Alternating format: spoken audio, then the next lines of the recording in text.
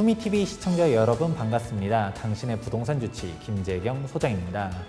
최근에 서울시에서 주거정비지수제를 폐지한다라고 발표했습니다. 그렇다 보니까 지금 재개발 시장에 미치는 영향이 어마어마하다고 할 수 있는데요. 해당 내용에 대한 구체적인 내용들, 그리고 이게 갖는 의미들, 실질적으로 투자를 하려고 했었을 때 어떤 식으로 주목을 해야 되는지, 그리고 주의해야 되는 부분들은 무엇이 있는지 알아보도록 하겠습니다. 서울시에서 발표한 보도 자료입니다. 보시면 2021년도 5월 26일 이렇게 해서 발표가 됐는데 타이틀이 있죠. 서울시 주거정비지수제 폐지 등 6대 재개발 규제 완화다라고 써 있습니다. 가장 중요한 게 바로 첫 번째가 주거정비지수제 폐지라는 것입니다. 보시다 보면 이제 재개발에 대해서 주거정비지수제 폐지하겠다, 공공기획을 전면 도입하겠다, 그래서 정비구역 지정기간을 단축시키겠다, 주민동의의 민주적 절차는 강화하고 재개발 해제지역 중 노후지역 같은 경우는 신규 구역도 지정하겠다, 2종 7층 일반주거지역 규제 완화를 통해서 사업성을 개선하겠다, 매년 재개발구역 지정 공모를 통해서 신규 구역들을 계속해서 발굴해 나가겠다. 이게 핵심 내용들입니다. 나머지는 이 내용에 대한 상세 설명들이 나와 있는데요. 저는 오늘 이 나머지 사항들 외로 실질적으로 여러분들한테 필요한 사항들에 대해서 하나씩 설명해 드리도록 하겠습니다. 주거정비지수제가 도대체 무엇이길래 이렇게 난리도 아닌가. 원래는 법에서 시도조례에서 규정하고 있는 재개발 구역 지정에 대한 절차들이 있는데요. 그런데 박원순 전 서울시장께서 재개발을 정말 미워했었잖아요. 있었던 재개발 지역들도 해제하고 신규 재개발 지역들 지정 못하도록 추가적인 규제를 했었던 게 바로 주거정비지수제입니다. 2015년도에 2025 기본계획을 갖다가 발표하면서 주거정비지수제가 처음으로 도입되었는데요. 이 요건이 워낙 타이트하다 보니까 이 요건을 충족해서 새롭게 구역 지정된 재개발 지역이 지금까지 없었습니다. 법적인 요건들은 있었어요. 노후도, 구역 면적, 그리고서도 뭐 연면적이나 접도일이나 과소필지 호수밀도 이런 요건들 중에서 선택해가지고 갈 수 있는 부분들이 있는데 주거정비지수제라고 하면 평가 점수 70점이라는 부분들이 있어요. 그 평가 점수에서는 아래 항목들이 있게 되는데 문제는 이 필수 항목 중에서 노후도 연면적 60% 이상이 정말로 어마어마하게 발목을 잡아왔었습니다. 우리가 노후도라고 말했었을 때 3분의 2 이상이라고 하면 66.7% 이상이 뭐 노후도를 충족했다라고 하는데 뭐 연면적 60%도 그냥 충족한 거 아니야? 라고 생각할 수가 있겠죠?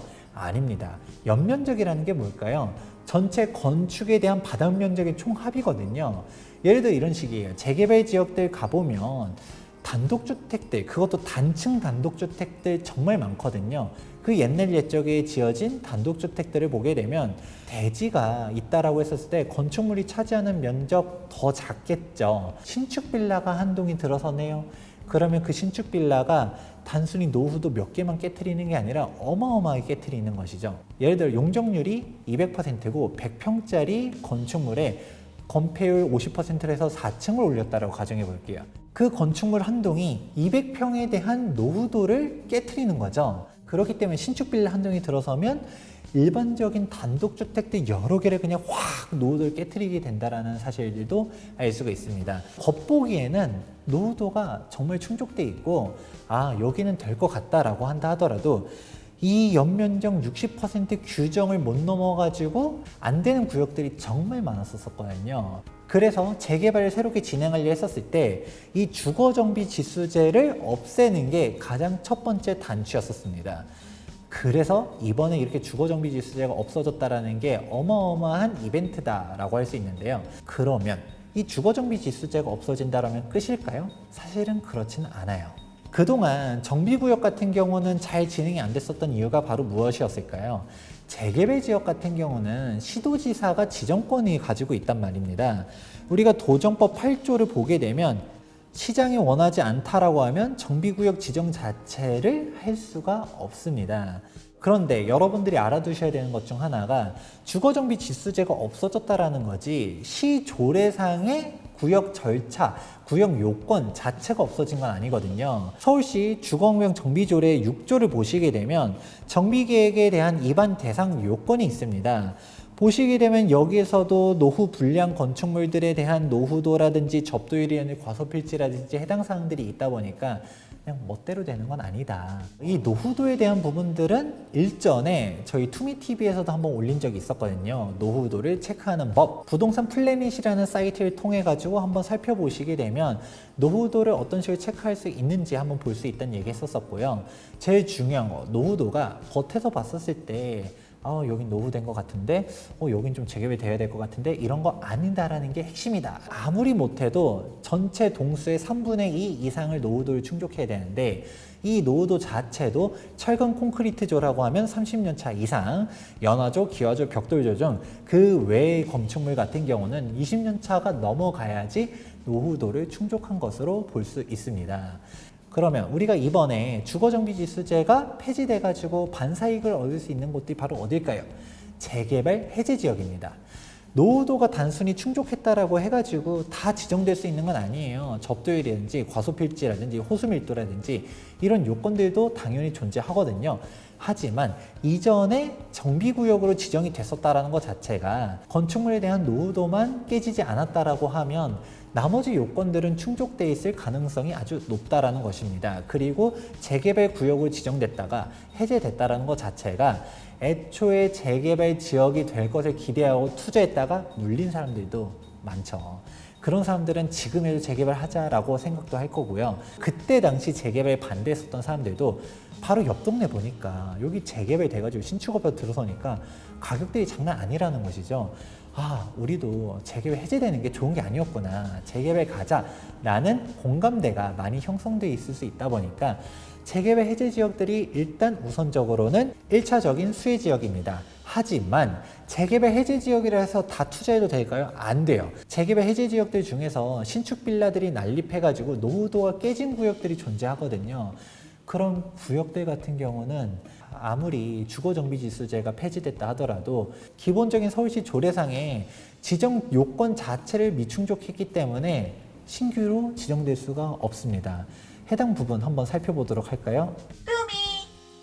부동산 플래닛입니다. 보시면 탐색을 누를 때 이렇게 노후도에 대한 부분들이 뜰 수 있는데요. 오래될수록 빨갛고 신축 빌라일수록 파랗습니다. 보게 되면 어떤가요? 지금 노후도, 한남뉴타운 같은 경우는 전체적으로 노후도를 잘 충족했다는 걸 알 수가 있고요. 재개발 지역이 아닌 지역들 같은 경우를 보게 되면 노후도가 엉망인 지역들이 되게 많구나 라는 것을 알 수 있습니다. 그러면 오늘은 재개발 해제 지역 얘기했었잖아요. 재개발 해제 지역들을 한번 찾으러 가보도록 하겠습니다. 자, 성북구 장인뉴타운이에요. 장인뉴타운 같은 경우를 보게 되면 구역 지정이 된 곳들, 지금 재개발 진행되는 곳들, 그리고 해제됐었다가 최근에 공공재개발로 새롭게 지정된 장위 8구역, 9구역 등등등 이런 식으로 있게 되는데요. 전체적으로 뭐 파랗고 뭐하고 빨간 애들도 많고 이렇게 보이잖아요. 그래서 제일 중요한 거는 제가 연차를 구분해라 라고 했었습니다. 이 필터에서 준공 연차를 쭉 당겨가지고 19년차 이내로 보는 거죠. 그러면 얘네들은 노후도를 미충족한 곳들이잖아요. 이것도 좀 더 타이트하게 본다라고 하면 29년차 이내로 봐야 되는데 철근 콘크리트조가 아니라고 하면 적어도 20년차는 넘겨야 되다 보니까 19년차 이내로만 본다 하더라도 안 된다라고 하면 답이 없습니다. 자, 이렇게 19년차 이내로 보게 되니까 이미 구역 지정된 곳들 보다 보면 기본적으로 신축이 그렇게 많지 않구나를 알 수 있습니다. 그런데 여기서 눈에 띄는 지역이 있죠? 이 동네는 도대체 뭔데 신축 빌라가 이렇게 많지? 생각하실 수가 있습니다. 바로 장위 13구역입니다. 재개발 지역이 해제됐다고 해서 다 똑같은 해제 구역이 아니에요. 해제 지역들 중에서도 신축 빌라가 이렇게 많은 곳들은 딱 봐도 신축 빌라의 비율이 3분의 1보다도 떨어질 것 같진 않잖아요. 이런 데들은 재개발 가능성이 없다라는 것입니다. 정말 쉽지 않게 되는데요. 이런 곳들을 갖다가 투자한다라고 하면 그냥 빌라를 투자하는 거지 재개발을 기대하면서 산다라고 하면 안 된다라는 점 여러분들도 유의하실 필요가 있습니다. 이 사항을 단적으로 알 수 있는 것도 서울시 자료를 보면 알 수 있는데요. 서울시 보도 자료입니다. 서울시가 재개발 해제 구역을 대상으로 실태 조사를 했더니 해제 지역 총 316곳 중에서 절반이 넘는 170여 곳은 여전히 노후화가 심각하고 해당 구역들이 모든 법정 요건을 충족하고 있다라고 했습니다. 이 170여 곳이 54%라고 말하는데 이 말을 반대로 하면 나머지 46%는 해제 지역이지만 노후도를 못 맞췄다라고 할 수 있는데요. 거의 절반이잖아요. 이거 뭐 뽑기하는 것도 아니고, 아니 재개발 해제 지역인데 둘 중 하나는 노후도를 못 맞췄어가 되는 것입니다. 그러면 해당 지역들을 단순히 재개발 해제 지역이라고 투자를 해야 될까요? 아니라는 것이죠. 노후도를 맞췄냐 못 맞췄냐, 이게 핵심 포인트다 보니까 재개발 해제 지역이다 라고 하면서 묻지마식 투자하면 안 된다가 첫 번째입니다. 그리고 투기 방지 대책도 내놨죠. 앞으로 구역 지정되는 곳들 같은 경우는 모집 공모일을 권리산정 기준일로 한다라고 했습니다. 이 권리산정 기준일에 대한 내용들 같은 경우는 투기 방지를 위해 가지고 지정한 날이 되게 되는데요. 해당 부분에 따라서 알 수 있는 부분은 신축 빌라 입주권 요건들이 달라지게 됩니다. 신축 빌라 같은 경우는 구조의 요건들, 신조의 요건들 다 다르게 되는데 해당 부분은 일전에 변호사님과 설명한 영상이 있으니까 참고해 보시기 바라면서 제일 중요한 거는 이거예요.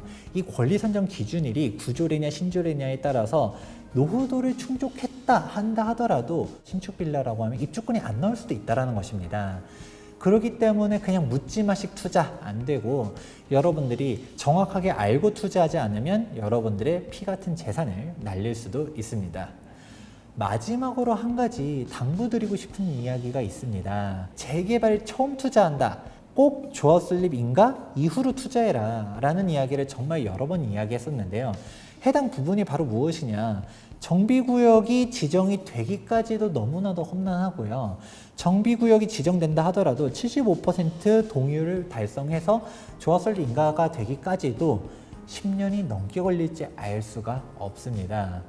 그리고 이번에 오세훈 시장이 재개발에 대해서 주거정비지수제 폐지도 이야기하긴 했지만 정비구역 지정까지 기존에 5년씩이나 걸리던 것을 2년으로 단축시키겠다라고 했습니다. 오세훈 서울시장의 임기는 1년밖에 안 되거든요. 재선에 실패했다. 다음 시장은 제2의 박원순 서울시장과 같이 재개발에 부정적인 시장이 왔다라고 하면 지금 예정 지역들이 막 뜨고 있다가 그대로 무너져 버릴 수도 있다라는 리스크도 여러분들은 충분히 인지하시고서 투자를 하셔야 됩니다.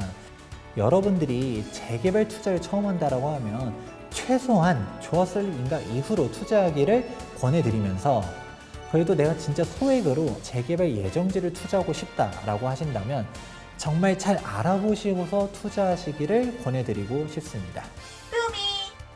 주거정비지수제 폐지 이슈를 다뤄보았습니다. 오늘 영상 도움되셨길 바라면서 다음에도 더 알찬 내용으로 찾아뵙도록 하겠습니다. 도움되셨다면 좋아요와 구독하기 눌러주시기 바라면서 지금까지 부동산 주치 김재경 소장이었습니다. 감사합니다.